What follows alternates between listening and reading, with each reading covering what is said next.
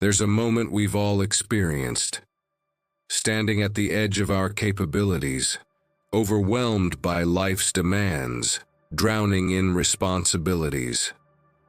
The solution seems so simple: just ask for help.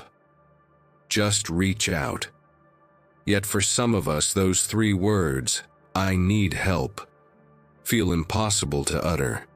They stick in our throat like shards of glass.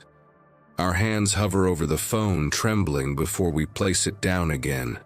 We craft the message, delete it, craft it again, and ultimately close the app without sending anything. Why? What invisible forces keep those words locked within us, even when speaking them could bring such relief? Today, we're exploring the hidden landscape behind this struggle, the deeper patterns, the invisible wounds, and the unspoken fears that make asking for help feel so threatening to our very sense of self. If you've ever wondered why you or someone you love finds it nearly impossible to reach out when drowning, this conversation is for you. I'm glad you're here with me today. Let's begin.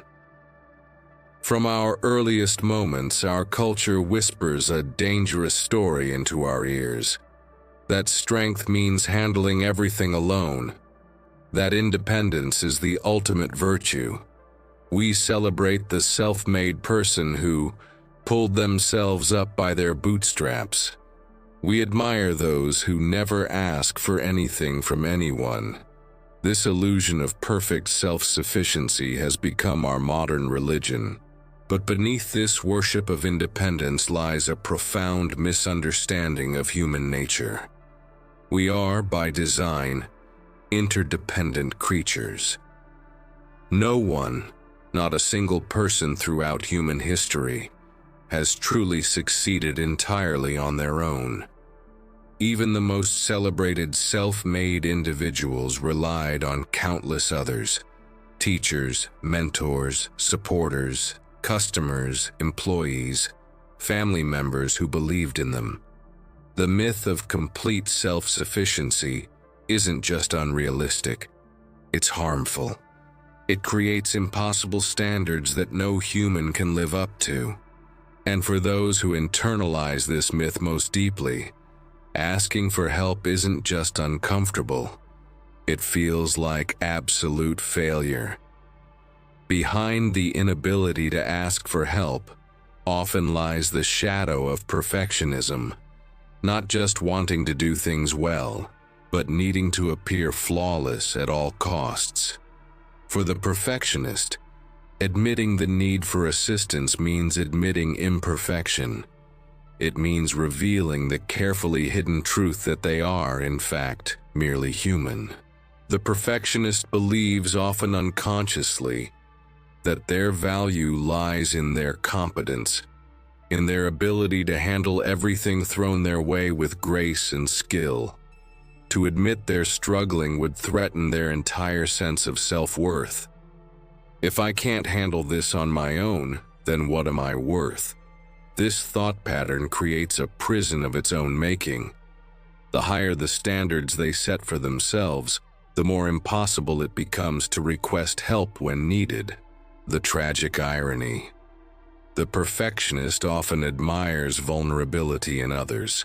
They find it beautiful, authentic, and courageous when someone else admits their struggles. Yet they cannot extend this same compassion to themselves. If you find yourself trapped in this pattern, know that you're not alone. The journey toward self-compassion begins with recognizing this double standard we hold: harsh judgment for our own limitations, while offering understanding to others facing the same challenges. There's another pattern I've observed in those who struggle to ask for help: a deep-seated fear of being a burden. They already have so much on their plate. Everyone has their own problems. I don't want to add to their stress. These thoughts reflect a beautiful quality: consideration for others. But when taken to an extreme, this consideration becomes distorted into something harmful. Those who fear burdening others often develop this pattern early in life. Perhaps they grew up with parents who were overwhelmed, ill, or struggling with their own challenges. They learned to make themselves small, to handle their problems alone, to never add stress to an already stressed system. Or perhaps they once did reach out, only to be told directly or indirectly that their needs were too much. That single experience of rejection can shape a lifetime of reluctance. The painful truth is that in trying not to burden others, these individuals often end up carrying impossible loads alone until they collapse under the weight. What they struggle to see is that relationships thrive on reciprocity. The opportunity to help someone we care about isn't a burden. It's a gift. It's a chance to show love in action, to be useful, to strengthen bonds through mutual support. If you're enjoying this reflection and find it resonating with something deep inside you, consider subscribing to 9 Mirrors. We explore these hidden patterns that shape our lives every week, and I'd love to continue this journey with you. At its core, asking for help requires vulnerability. It means admitting we don't have all the answers, that we can't do it all alone, that we are, fundamentally, incomplete. For many, this vulnerability feels dangerous. It triggers our most primal fears: rejection, abandonment, shame. These fears often have roots in our earliest experiences. The child who reached out only to be ignored. The teenager whose struggles were dismissed or minimized. The young adult who showed weakness and paid a social price. Our nervous system remembers these wounds. It tries to protect us from experiencing that pain again by building walls around our vulnerability.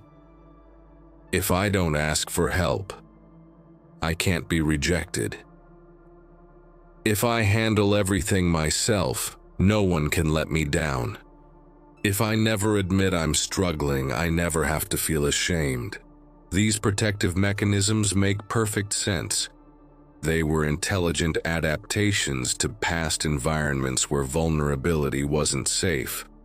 But what served us then may be harming us now. In our effort to avoid the pain of vulnerability, we cut ourselves off from the very connections that could heal us. For many who struggle to ask for help, control serves as a shield against life's uncertainties. When we rely solely on ourselves, we maintain the illusion of perfect control. We know exactly what will be done, how it will be done, and when it will be done. We answer to no one, depend on no one, wait for no one.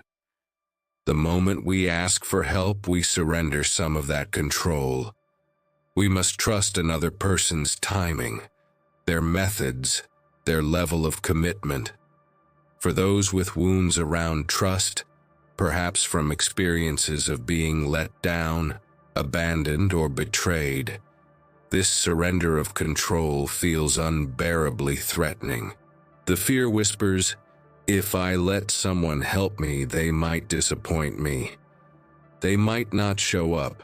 They might not do it right. Better to just do it all myself. This pattern creates a self-fulfilling prophecy. By never allowing others to help, these individuals never develop trust in others' capabilities. Their fear of disappointment remains unchallenged by positive experiences of reliable support. Breaking this cycle requires small, gradual steps toward trust. Asking for help in areas where the stakes feel manageable, where disappointment wouldn't be devastating. Each positive experience becomes evidence that challenging the fear might be worth the risk.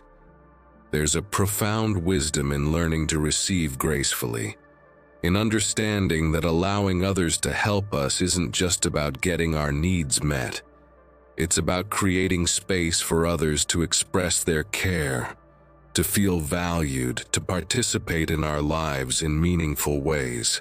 Think about when someone you love allows you to help them. Doesn't it feel good? Doesn't it strengthen your connection? Doesn't it give you the precious feeling of being needed, valued, trusted? When we refuse help, we deny others these same gifts. Our self-sufficiency, intended as consideration, can sometimes feel like rejection to those who wish to support us. Learning to receive help with grace and gratitude is not a sign of weakness. It's a profound strength. It requires us to release the grip of pride, to surrender the illusion of perfect independence, to allow ourselves to be seen in our humanity. This journey of self-discovery is what 9 Mirrors is all about, illuminating the patterns that keep us trapped in painful cycles and finding gentle paths toward healing. If you're finding value in these reflections, I invite you to join our community by subscribing. If you recognize yourself in these patterns, the question becomes, how do we begin to change? The journey starts with awareness. Notice the thoughts that arise when you need help. Listen to the stories you tell yourself about what asking for help would mean. Recognize these as stories, not facts, but narratives shaped by past experiences and cultural messages. Then, practice self-compassion. Speak to yourself as you would to a dear friend who's struggling. Would you tell them they're weak for needing support? Would you advise them to handle everything alone until they break? Or would you gently encourage them to reach out, to share the burden, to allow others the privilege of supporting them? Begin with small steps. Ask for help with something minor, where the stakes feel manageable. Notice how it feels. The discomfort, yes, but also perhaps the relief, the connection, the shared humanity of the exchange. And importantly, surround yourself with people who respond to vulnerability with kindness. Not everyone deserves access to your struggles. Choose wisely those you allow to see your needs, especially as you're learning to open up.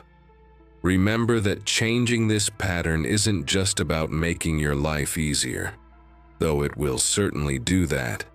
It's about creating the conditions for deeper, more authentic connections with others. It's about modeling for those who love you that needing help is part of being human, not a flaw to be hidden. The inability to say, "I need help," often stems from our deepest wounds. Experiences where vulnerability led to pain, where we learned that safety meant self-reliance, where we internalized the message that needing others made us somehow less worthy. These wounds deserve our gentlest attention and care. They formed for a reason, to protect us when we had few other resources. They kept us functioning when support wasn't available.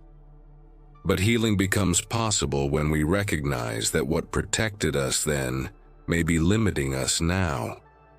That the world we inhabit as adults often contains more safety, more support, and more understanding than the environments where these protective patterns formed. Today, I invite you to consider one small way you might practice asking for help. Not to tackle your biggest challenges all at once, but to begin building the muscle of reaching out, of allowing support, of experiencing the relief and connection that comes when we share our burdens. You deserve help, not because you've earned it through suffering or achievement, but simply because you're human. And our humanity has always thrived on connection, on mutual support, on the beautiful dance of giving and receiving care. Thank you for spending this time with me today. Until we meet again in the next reflection, be gentle with yourself. The courage to ask for help may be the bravest form of strength you'll ever develop. If these words have touched something in you, I'd be honored to continue these conversations. Subscribe to 9 Mirrors, and let's explore these hidden patterns together, finding light in even the most shadowed corners of our inner landscapes.